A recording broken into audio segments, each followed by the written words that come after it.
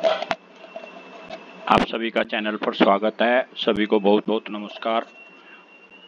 आज हम डिस्कस करेंगे सेक्शन 120 ए व 120 B Indian penal code. 120 A Indian penal code criminal conspiracy की डेफिनेशन के बारे में बात करता है। जब दो या अधिक व्यक्ति जो है आपस में सहमति होती है उनकी किसी ऐसे कार्य को करने की जो कि इलीगल एक्ट है या इलीगल एक्ट नहीं है लेकिन इलीगल साधनों के द्वारा उसको करने का उनके बीच में कोई एग्रीमेंट है, इसे हम क्रिमिनल कॉन्स्पिरेसी कहते हैं। यद्यपि कोई भी ऐसा एग्रीमेंट सिवाय ऐसे एग्रीमेंट के जो कि किसी ऑफेंस को कमिट करने के लिए किया जाता है और वो तब तक जो है क्रिमिनल कॉन्स्पिरेसी का एग्रीमेंट नहीं कहलाएगा जब तक कि उस एग्रीमेंट के लिए कुछ ऐसा कार्य ना किया जाए। मीन्स कोई एक्शन जैसे कि planning, meeting and meeting of mind का होना भी आवश्यक है उस क्रिमिनल कॉन्स्पिरेसी के लिए। अब इसमें कुछ जो है इंग्रेडिएंट्स हैं क्रिमिनल कॉन्स्पिरेसी के कि कब हम जो है किसी ऑफेंस को हम क्रिमिनल कॉन्स्पिरेसी मानते हैं। तो सर्वप्रथम agreement to commit an offence एक होना चाहिए कि कोई इलीगल एक्ट के लिए किसी ऑफेंस के लिए कोई एग्रीमेंट वो एक्सप्रेस या इम्प्लाइड दोनों तरह से हो सकता है। Mere proof of such an agreement is sufficient to establish criminal conspiracy. And जो एग्रीमेंट है वो डायरेक्ट प्रूफ के द्वारा भी प्रूव हो सकता है और सर्कमस्टेंशियल एविडेंस भी हो सकते हैं, क्योंकि एक्सप्रेस या इम्प्लाइड दोनों तरह से एग्रीमेंट हो सकते हैं। तो जो है उसमें सर्कमस्टेंशियल एविडेंस की सहायता से अधिक जो है चांस रहते हैं उसको प्रूव करने के।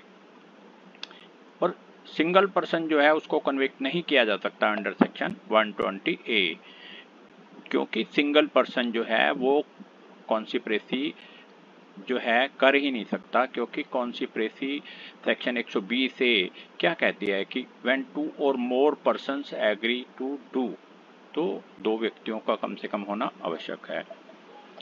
अब हम बात करते हैं section 120 B punishment of criminal conspiracy.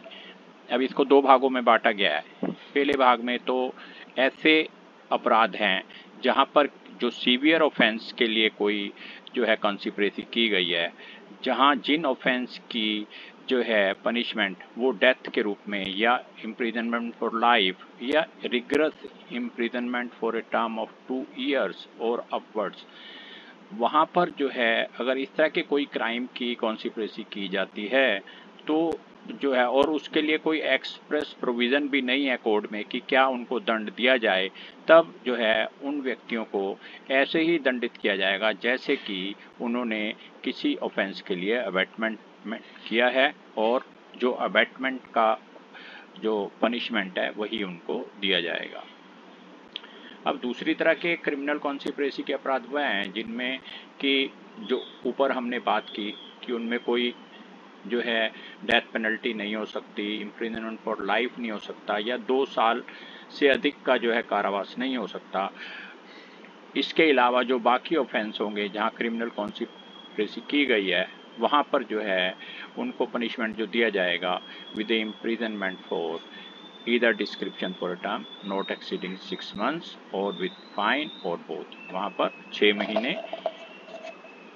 या फाइन या दोनों ही दिए जा सकते हैं।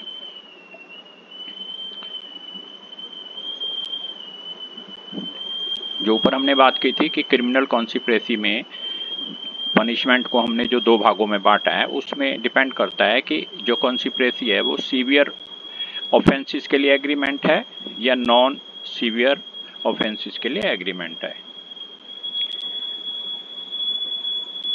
सेक्शन 120 ए में हमने बात की थी इलीगल एक्ट की।